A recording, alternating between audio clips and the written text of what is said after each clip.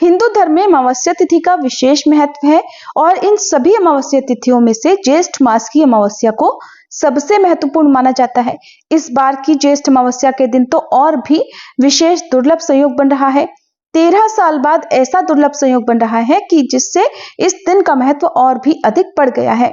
हिंदू धर्म में अमावस्या तिथि पितरों को समर्पित मानी जाती है। इस दिन पितरों के निमित्त दान, तर्पण, श्राद्ध, पिंडदान आदि करना लाभकारी माना जाता है। इसके अलावा पवित्र नदी में स्नान और फिर दान या दीपदान करने की भी इस दिन मान्यता है। ऐसा करने से पितर प्रसन्न होते हैं और अपने वंशजों को सुख, समृद्धि और खुशहाली का आशीर्वाद देते हैं। इस बार ज्येष्ठ अमावस्या के दिन शनि जयंती भी मनाई जाएगी। शनिदेव का जन्मोत्सव के साथ साथ इस दिन वट सावित्री व्रत भी रखा जाएगा और इस बार का दुर्लभ संयोग बन रहा है कि इस बार अमावस्या तिथि पर शनि जयंती भी है और शनिवार का दिन पड़ रहा है, इसलिए ये शनिश्चरी अमावस्या कहलाएगी। तो खास तौर पर जिन भी जातकों की कुंडली में काल सर्प दोष हो या शनि की 7.5 जिनके ऊपर चल रही हो या शनि की दशा जिनकी बुरी चल रही हो, ऐसे लोगों को इस बार की अमावस्या तिथि पर विशेष विधि विधान के साथ पूजा अर्चना करके अगर हो सके तो उपवास रखना चाहिए और शनिदेव के निमित्त कुछ विशेष उपाय करना चाहिए। सच्चे मन से श्रद्धा के साथ की गई पूजा पाठ उपाय अवश्य फलित होते हैं। इस बार अमावस्या तिथि 16 मई दिन शनिवार को सुबह 5:12 से शुरू होगी। अमावस्या तिथि 17 मई रविवार को 1:30 बजे, तड़के 1:30 बजे देखा जाए तो ये शनिवार की देर रात 12 बजे के बाद का समय होगा, तब समाप्त होगी। क्योंकि इस बार शनिवार के दिन ही अमावस्या तिथि पूरा दिन रहने वाली है, ऐसे में उदया तिथि के अनुसार ज्येष्ठ अमावस्या का व्रत और वट सावित्री का व्रत 16 मई शनिवार को ही होगा। तो अमावस्या तिथि इस बार 16 मई शनिवार की है।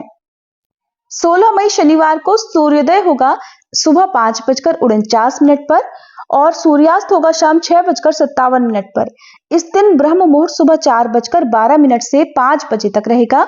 तो अमावस्या का स्नान आप सुबह 4:12 से 5:49 तक कर सकते हैं। अभिजीत मुहूर्त जो कि दान इत्यादि देने के लिए या पितरों के निमित्त कार्य करने के लिए उत्तम माना जाता है, इस दिन दोपहर 1:15 से 2:40 तक रहेगा। इस समय में वट सावित्री व्रत की पूजा भी आप कर सकते हैं। वहीं अमृत काल दोपहर 1:15 से 2:40 तक रहेगा। यह समय भी पूजा पाठ, उपाय या फिर दान इत्यादि देने के लिए उत्तम रहेगा। वहीं इस दिन राहु काल सुबह 9 बजे से लेकर 10:30 बजे तक रहेगा। राहु काल के समय पूजा पाठ से जुड़ा हुआ कार्य करने से बचना चाहिए, लेकिन इस समय आप राहु केतु ग्रह से संबंधित चीजों का दान कर सकते हैं या राहु केतु से मुक्ति पाने या राहु केतु ग्रह की पीड़ा को कम करने के लिए कुछ खास उपाय कर सकते हैं। धार्मिक मान्यताओं के अनुसार इस दिन पवित्र नदियों में स्नान करने के साथ पितरों का तर्पण करने का महत्व है। इस दिन पीपल के पेड़ की पूजा और तुलसी जी की पूजा करने का विशेष महत्व है। इस दिन वटवृक्ष की पूजा भी विशेष रूप से करनी चाहिए और 108 बार परिक्रमा करके कच्चा सूत या फिर कलावा वटवृक्ष के तने में लपेटना चाहिए। शाम के समय बहते जल में या जलाशय के आसपास, अपने घर के मुख्य द्वार पर या अंधेरी सुनसान जगह पर दीपदान करने से भी मां लक्ष्मी जी का आशीर्वाद प्राप्त होता है। ये थी आज की वीडियो। उम्मीद है ये जानकारी आपको पसंद आई होगी।